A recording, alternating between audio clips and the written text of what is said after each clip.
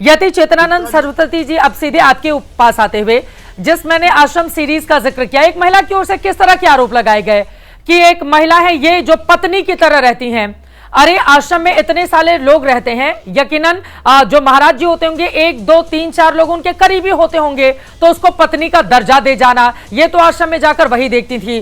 फिर swimming pool वहां पर बना हुआ है, फिर ये बना हुआ न जाने कितने लोग, हम लोग तो महाकुंभ में देखते हैं, महाकुंभ में आप जाइए, अर्ध कुंभ में जाइए, बाबाओं का जो लग्जरी लाइफ है वो हम लोगों ने देखा है। कितने बड़े चांदी और सोने के सिंहासन बनाए जाते हैं, किस तरह विदेशों से आकर लोग उनकी सेवा में तत्पर रहते हैं, ये सब तो हम लोगों ने अपनी आंखों से देखा है। तो इस तरह के आरोप लगा करके एक रहस्यमयी दुनिया है और वहां पर वो ऐसा करते हैं, एक महिला तो पत्नी की तरह रहती है। आपको लग नहीं रहा है कि ये मनोहर कहानियां हैं?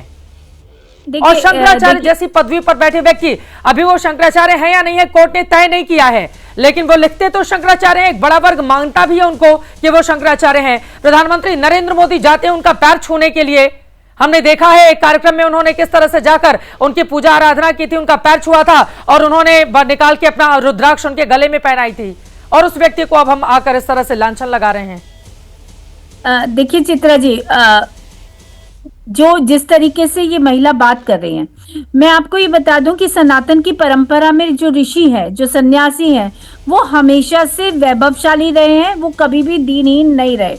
हमारे ऋषियों की परंपरा बहुत समृद्ध है, बहुत शक्तिशाली है और बहुत ही वैभवशाली है। तो मुझे नहीं पता कि कौन लोग किस तरीके का आरोप लगा रहे हैं, लेकिन मैं इतना जरूर कहना चाहती हूँ कि देखिए, न्यायालय के माध्यम से ये बात दायर किया गया है, इसमें मेडिकल जांच हुई है अभी, और शायद कुछ खबरें ऐसी आ रही हैं, अभी शायद इसकी पुष्टि नहीं है, लेकिन ऐसी खबरें आ रही हैं कि उसमें यौन शोषण की पुष्टि हुई है। अब ये मामला कोर्ट में लंबित है, तो मुझे लगता है कि हम लोगों को सभी को यौन शोषण की पुष्टि हुई है। यौन शोषण किसने किया है?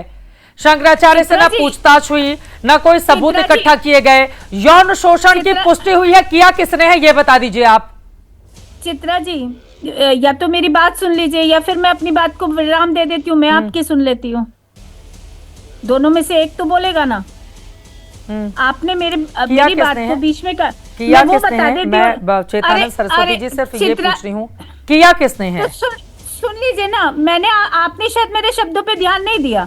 मैंने कहा ये मामला न्यायालय में लंबित है और न्यायालय से ही तय होगा। अभी इसमें ट्रायल होना है। अभी शंकराचार्य जी को, हम भी उनको शंकराचार्य मानते हैं, हम उन्हें पूजित मानते हैं, और हम ये मानते हैं कि इस तरीके का आक्षेप अगर किसी व्यक्ति ने लगाया है और वो आक्षेप यदि सिद्ध नहीं होता, तो कठोरतम दंड दिया जाना चाहिए ऐसे व्यक्ति को जो सनातन पर ग्रहण लगाने का कार्य कर रहा है।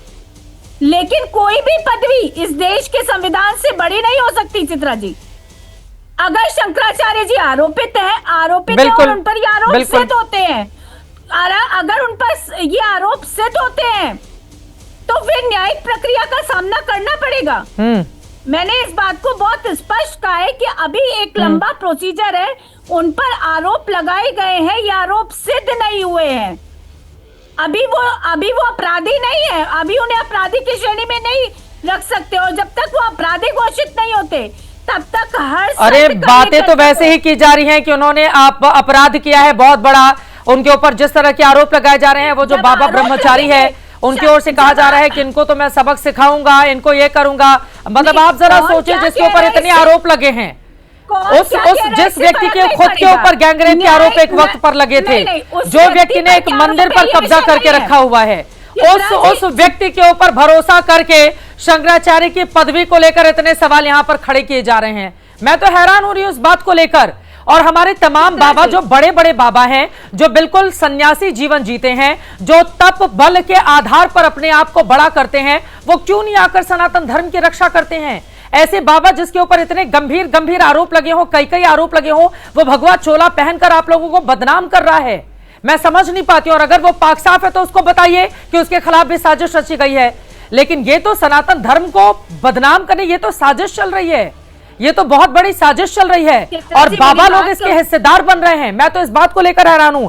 हाँ बोलिए, आप अपनी बात पूरी कीजिए, फिर मैं बाकी लोगों के पास जाऊं। पूरी कीजिए बात। देखिए चित्रा जी, सबसे पहली बात तो आशुतोष को सन्यासी मांगना ही अपने आप में बहुत हास्यास्पद है। और दूसरी बात यह है कि ये आशुतोष का मामला नहीं है, ये उन बटुकों का मामला है जिन पे अपराध कारित किया गया है। अब सिद्ध ये करना है कि अपराध किसने कारित किया, किसके द्वारा ये अपराध किया गया। आशुतोष इसमें एक वादी हो सकता है, लेकिन वो पीड़ित पक्ष नहीं है। पीड़ित पक्ष है बटुक ब्राह्मण, और उन बटुक ब्राह्मणों पर किस व्यक्ति ने दुराचार किया, न्यायालय के माध्यम से इसको साफ किया जाना चाहिए, और इसको साफ किया जाएगा।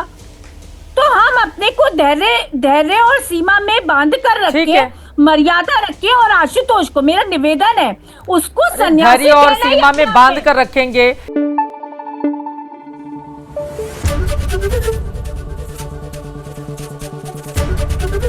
एबीपी न्यूज आपको रखे आगे।